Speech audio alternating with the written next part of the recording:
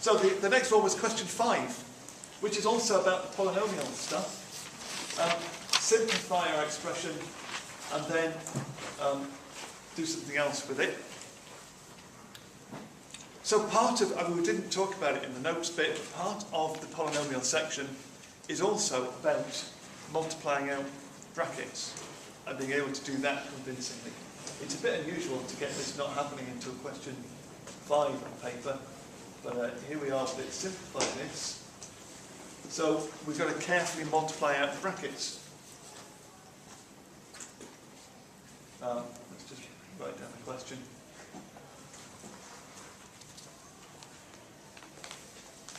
And again, you've got that thing, I'm going to write the x minus 2 as 2 separate brackets this time.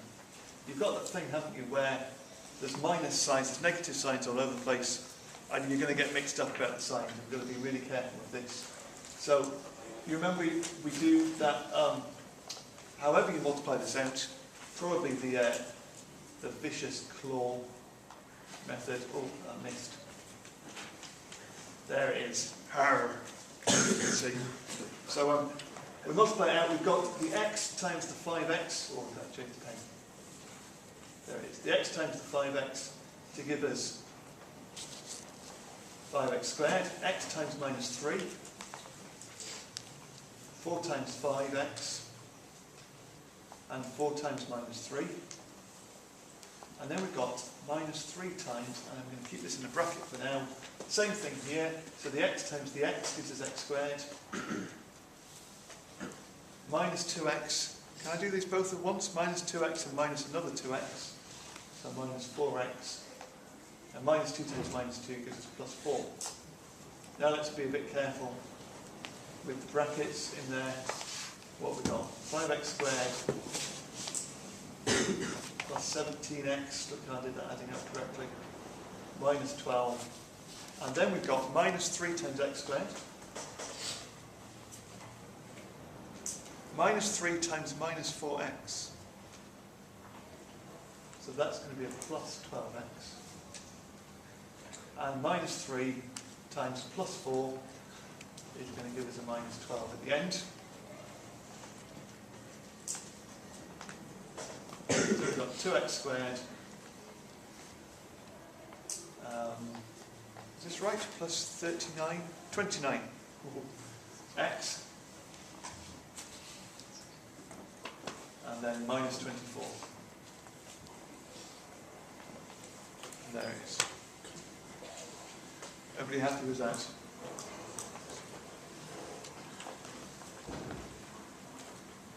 Do shout out if I make a mistake, because it's very difficult with this pen on the thing, you know, the maths doesn't work as well. Is that a good excuse? Now, the coefficient in this expansion here of x squared is minus 3. Find the value of the constant k. We could multiply the whole thing out, but we don't have to.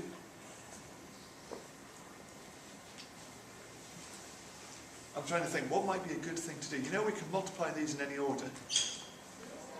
I wonder if it might be a sensible thing to rewrite this in a different order for now, to write it being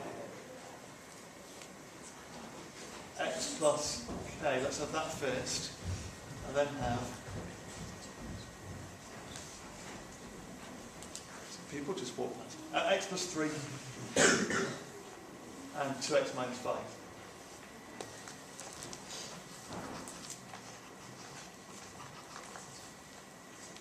Okay, can you see what we've done? So we've just changed the order, and I'm going to leave the x plus k there,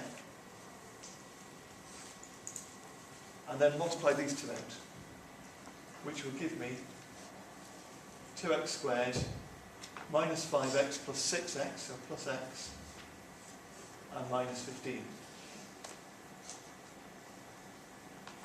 Now I'm not going to finish this off. I just thought it was easier to multiply those two together, because all I'm after is the coefficient of x squared.